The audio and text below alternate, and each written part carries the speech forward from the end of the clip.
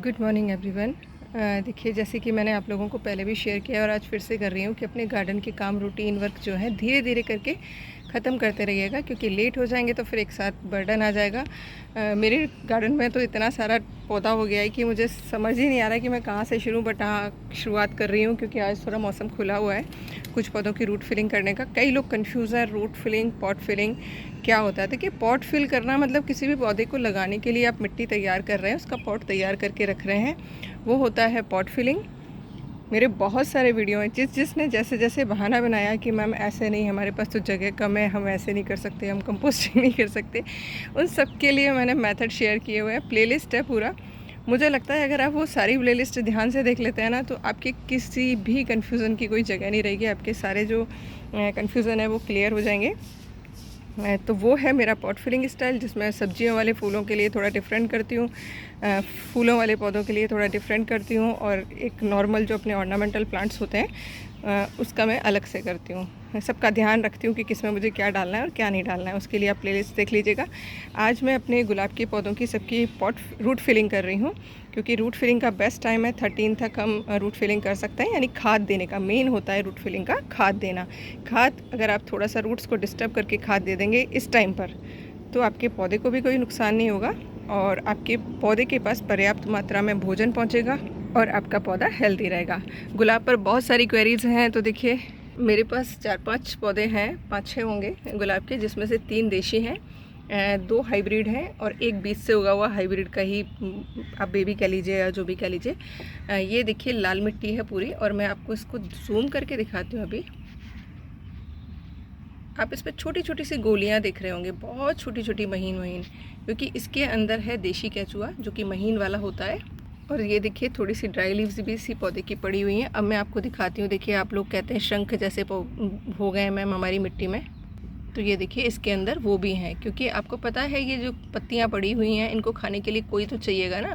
तो केंचुए खाते रहते हैं और ये जीव खाते रहते हैं। ये जो भी जीव हैं ये सिर्फ डिकम्पोजिशन का काम करते हैं, ये कभी भी आपकी मिट्टी पौधे को नुकसान नहीं पहुंचाएंगे जब तक इनके खाने के लिए भोजन है। तो मैं जो भी पेड़ का जो पत्ता होता है वो यहीं डालती रहती हूँ, जिससे कि इनको भी भोजन मिलता रहता है और मेरे पौधे भी हेल्दी रहते हैं।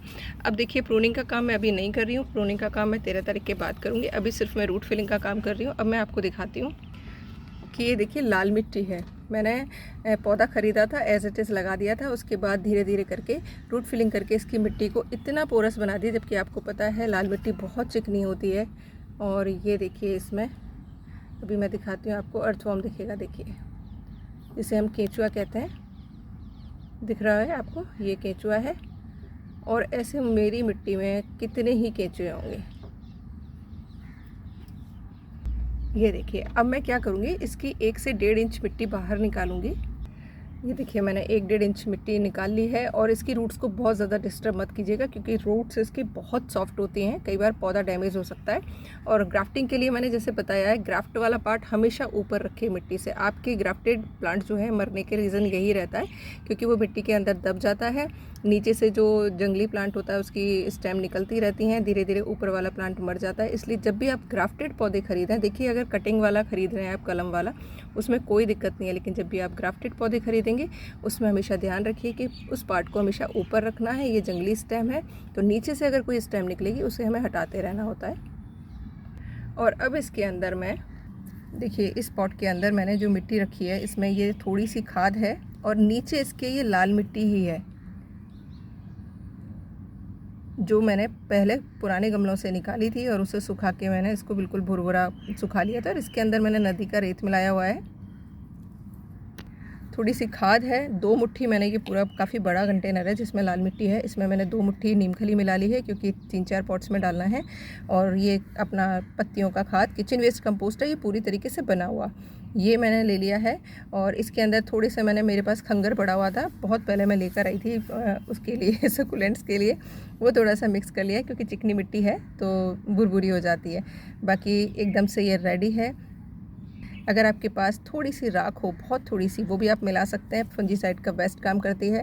और खाद के बारे में मैं बाद में बताऊंगी। इसमें अभी सिर्फ मैंने नीम खली लिया है, थोड़ा सा मैंने किचन वेस्ट बिल्कुल कम्प्लीटली बना हुआ वो लिया है, और लाल मिट्टी जो पहले मैंने निकाल के सुखाई थी वो ली है। अगर आपके पास में थोड़ा बहुत कैल्शियम के लिए चूना पाउडर है तो वो ले सकते हैं, बाकी ज़रूरत नहीं है। इसको आयरन की सबसे ज़्यादा ज़रूरत होती है, तो लाल मिट्टी अपने आप में आयरन का सोर्स है, तो मैंने सिर्फ वही लिए। अब मैं इस फ्रेश मिट्टी को भर दूँगी पॉट में।